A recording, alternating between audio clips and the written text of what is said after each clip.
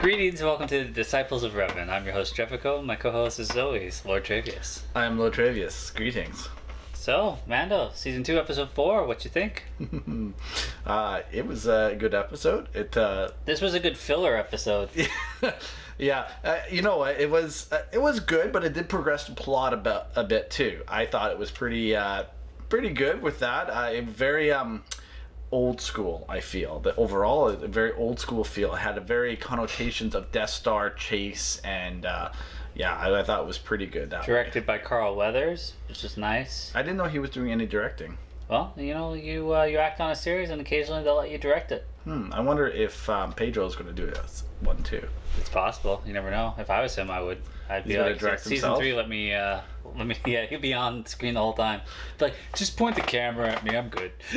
He's going to direct himself to take off his helmet. Yeah, he will. He'll put that right in there. Like, I'm not making love to Katy Sackhoff with my helmet on. She takes it off. Gotta wear that protection. That's how it's gonna happen. He's gonna give up on that whole cultish feel of the Mandalorians not taking their helmet off because, like, a Mandalorian's gonna make love to him. And she's gonna be like, you are not keeping that on. Children of the Watch are a cult of religious zealots that broke away from Mandalorian society. Their goal was to reestablish the ancient way. There is only one way. The way of the Mandalore. So we started in space. He's going to decided to take a side trip to Navarro again. Yeah, well, I mean, Baby Yoda's trying to fix that thing in there. He's like, That was funny. Don't connect that one. No, don't do No, the blue one, where the red one was. Now take that one out, put the blue one in. Meh. Yeah, it was worth a shot. Yeah, it was worth a shot. So keep them away from each other. Make sure you hold them apart from... No, hold them apart.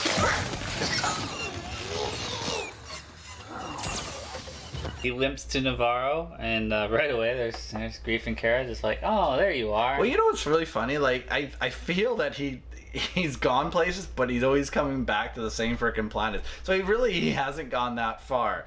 You know, didn't he leave Navarro at the end of last season? And yeah, he left Navarro, went to Tatooine. He's like doing all these things all over again. But it's cool that we got to see Cara Dune and Greef Karga. Yeah, she's the marshal there. We actually got a little scene of her marshal kicking some ass. Yeah, that was good. She was taking those Aquarish aliens out, so that was pretty cool.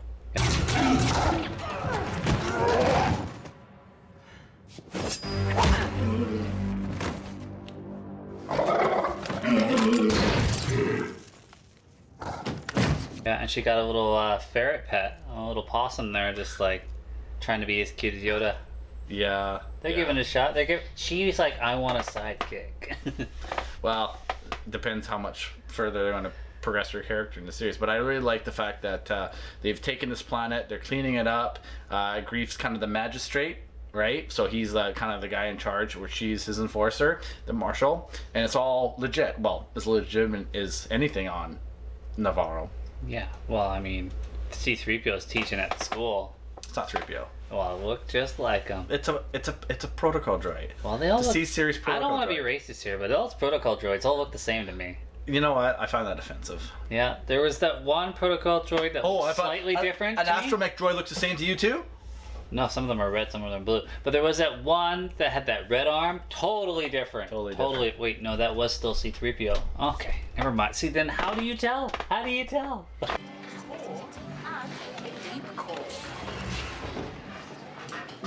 Alright, class. Settle down. Back to the lesson. So they got the place kind of organized. They got it locked down now, and things are going good for them. And they want to leave Baby Yoda, the child. What was it? Yodi? Yodi. I'm gonna call him Yodi. Yodi. Yeah. Yeah. He's gonna sit in the school there, and he's staring at this kid's little green Oreos, blue Oreos, and it's just like, give them to me. No. Finally, somebody says no, and then he uses the Force and just like takes it away. Yes, very good. So yeah, see, he tried to do that, and it was funny because that scene kind of lasted longer than I thought it was. I thought they were just going to cut the scene and go back to Mando, but the whole thing with him trying to take that cookie from that kid, that was pretty clever actually, and I thought it really shows his little bit of cheekiness there with the child. Yeah, I feel like everywhere Mando goes, somebody's just like, I need you to do a mission. Yeah, well, he's being used. Yeah. He's being used and abused, but he's going to help his friends because they helped him in the past, so I understand that. That's good. Yeah. I'm only here for repairs. Which will take a while, which means you'll have free time on your hands, right? So they're gonna take out this old Imperial base. So It's this- supposed to have a skeleton crew. Well, this is what's funny about this. So I thought, honestly, that Moff Gideon was off the planet. So I guess they're on the other side of the planet. I guess planets are well, big they said places. that's where those troops came from. That's right. When So- he came, and now they have a skeleton crew. So they want to cleanse the planet of all past Imperial activities, right? So they're gonna not hire, but ask Mando to help them clear this base. Part of me at this point was like, oh my god, is this a trap? Is Greef Karga going to screw him over or something like that? Like, especially when he first landed in the planet, he took Baby Yoda, and it's like, oh, look at you. You could tell Mando was kind of looking. But It's funny because he's got a helmet, but like he speaks through that helmet. Mm-hmm. You've watched him enough to see his movements just to know like he's like a little suspicious of Greef. Come here, little one. Has Mando been taking good care of you, huh? Have you been taking good care of him? Yeah, he said yeah.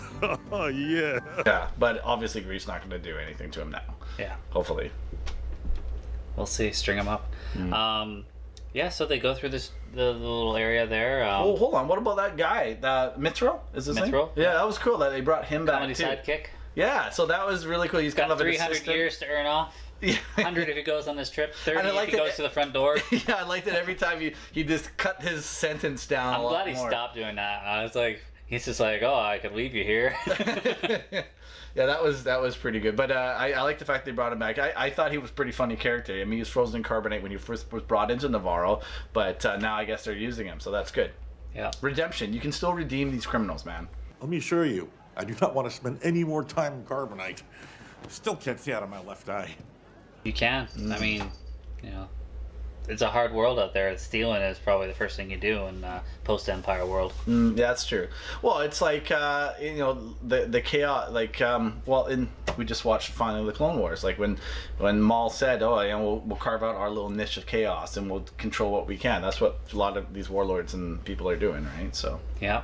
So they get inside. I like Mando flying up and then just a stormtrooper falling down. yeah, that was good. A couple in there. They Yeah. finally get up there and he's like, oh, I already shot like 4 or 5 guys. What are you talking about skeleton crew? This should be it. Yeah, and this is what I mean earlier. But when I said that it was a very like Death Star infiltration type episode, it was just like, and they are opening and closing blast doors.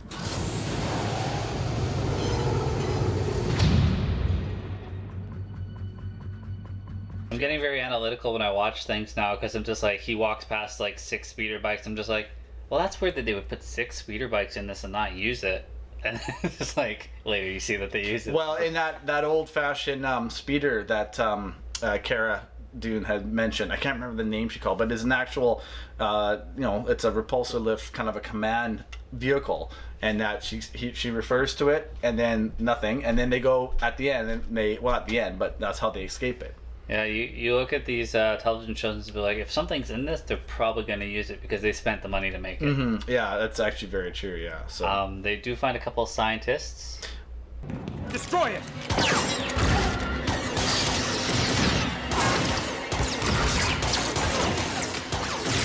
I saw the recording of that scientist from way back. Went way back, yeah. And so this is where the plot's been thickening a bit here, because to me this and I mentioned to you this when we were watching it, this reminds me of Jedi Knight, Jedi Outcast, and the infusing of sentient beings with, well, the Force. And that was pre-Metachlorian, of course, but the M count.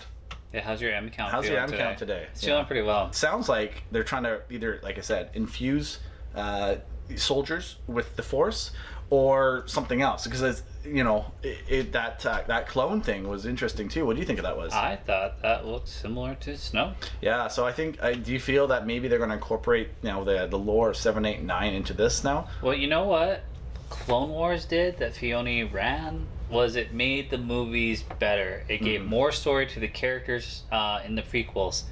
Is this going to give more story and try and fix 7, 8, and 9? I mean, it's already kind of rebuilding the universe. People are starting to call it the Filoniverse, but like It's already starting to rebuild the universe to the point where it's just like, yeah, whatever, 789. This is really awesome. Star Wars is cool again. Well, this has been making Star Wars really cool again, and it's giving me something to look forward to every Friday. And the incorporation of Legends is what's really helping for me. Well, it is, and look at the stuff I was they're saying adding. the other day, like, oh, maybe they could get Mark Hamill and de-age him, but that would be super expensive for TV. Remember back in the early times, Sebastian Stan, when they put that Hamill wig on, I was just like, Mark Hamill's just like, this guy looks like my son.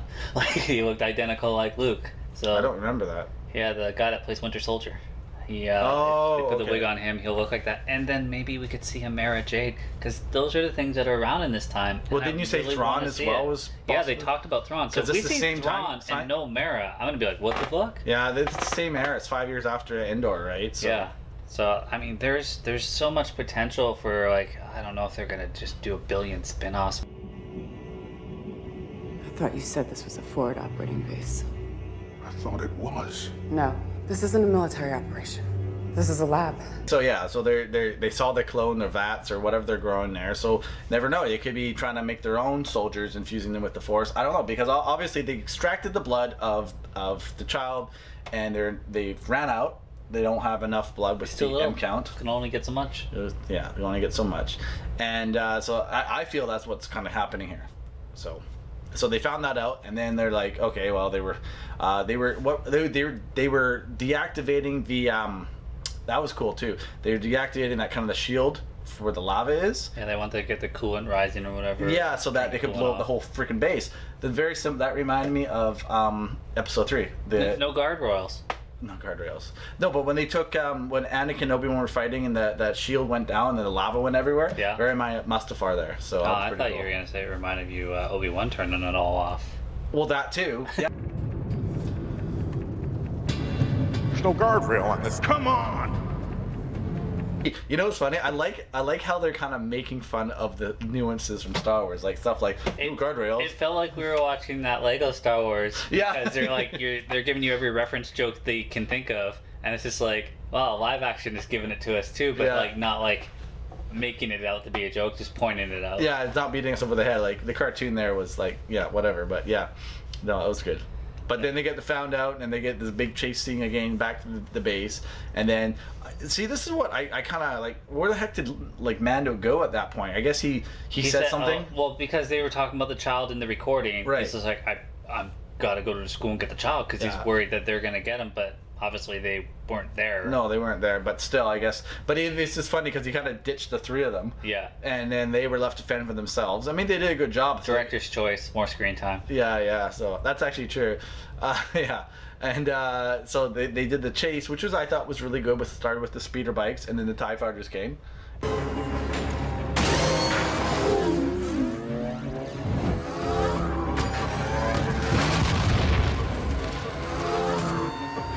The speeder bikes were awesome, and then once the ties came down on them, and you're just like, oh crap, and then boom, here's Mando, ship looking good. Yeah, it's a lot better than the Moncal repair job. Yeah. Holy crow. Yeah, that was kind of cool. Like, yeah, it was all done. But unfortunately, I guess one of the crew members of my most trusted men. I'll get my most trusted pit crew on this. One of them. Gonna put a tracking device on there. And so then we cut to the end there, and where the Imperial comms officer reports to Moff Gideon, you know, the tracker has been installed on the Razor Crest, and we see Moff Gideon at the end there with those what looked like, to me, Dark Troopers. What do you think they look like? Oh, I saw black. I was like, oh, Death Troopers, but yeah, no, Dark Troopers. Yeah, because Dark Troopers in the expanding universe, where they were actually droids. There was 3 phases, 1, 2, and 3. The third phase was the actual droids, and they remind me even now of B2 battle droids. So that was very interesting. So maybe they're trying to, I don't know, like they are infusing troopers with the Force and or making droids. Maybe they're having their own battle army. Obviously, the Imperial Remnant, this section of it, run by Moff Gideon, is experimenting to see how they can gain, purchase in the galaxy again. It's fascinating. I liked how the story is going right now. Yeah. Does he still have the asset? Yes. Our source confirmed it. And we will be ready. Show's done a good job because it made me feel a sense of dread when I'm just like, oh shit, they're gonna know where Ahsoka is. I was like, no. I was like, oh, the show's making me feel that. So I was like, yeah, well, that's the thing, right? It has really, really tugged the heartstrings, and not only just in like the Baby Yoda thing, but like the stuff that you said, like you're actually caring about these characters. I mean, I guess you can do that when you are developing a story arc over a longer runtime than just a 2-hour movie, right? I mean, how many hours are we into this? I mean, even if they're only half an hour long, you're looking at 4 hours for the first season, right? And so now we're at 2 hours at least for this season. Well, more because of the pilot or the first. Well, there was more than 4 hours. Yeah, I know, but I'm just saying if Yeah. you just do half an hour, right? So anyway, I'm saying that yeah, you can really develop a story arc, a good story arc, and I feel that that's what they're doing right now. And I mean, technically, I guess we're halfway through because there's only 8 episodes, right? So we're kind of. I hope there's 10. I'm not too sure how many there are, but we'll definitely be done by Christmas. That's for sure. Well, I know Fiona directs the next one, and the next one's titled The Jedi, so we will be seeing Ahsoka next. Oh, is that what it's episode. called? The Yep. Jedi? Oh, I'm looking forward to it this Friday then. Wrote and directs, so it'll be a big Fiona episode. Oh. Maybe that's why he was too busy to make a cameo in this one, even though his X-Wing was there. Hmm. We did get to see those Rebel pilots return. Yeah, and you know what? We're the same ones, right? Yep. Yeah. Same guy. And like, I really like that because, like you just said, world building. People are just like, oh yeah, that Spider episode was a throwaway, but we got a little bit of information out of the Republic for that, and then here we got even more. So They don't believe it on the core worlds, but it's true. These aren't isolated incidents. They need to be stopped before it's too late. But we can't do it without local support. The Empire couldn't tame the Outer Rim. What's the New Republic think they can? Yeah. Right. So it's very interesting. And then he came up to her and offered her a position, and you could see her kind of towing it in her mind. What I want to do with this, right? Well, yeah, you never know. I mean, if this series goes in a direction where Gideon becomes pretty prominently powerful, and they gotta start up a bit of a war, like you could see her going back into service. Well, and then I was reading something else, how some people are saying this is the perfect exit for her because of her controversy right now, which I think is bullshit. But that's just the rumors, and this is a perfect exit for her. How she's been controversial because of the stuff she's been spewing on social media. But you know what? Everyone's entitled to opinion, right? I don't think they should get rid of her. I mean, but who knows with Disney? But social justice warrior should not change your film around. No. I mean, she's a good actor. She's doing her job. It should make a difference. But this is the environment we live in right now in this world. But they were just saying it would be a perfect exit. She'd go back to the New Republic, blah blah blah. But I feel that she'll be back in this season, at least. If she went back to the New Republic, I'd want to see her there. Wow, that's the thing, right? Yeah. And she could be like a captain, lead her own troops, or I don't know. But yeah, very good acting by her. Good stuff by Carl.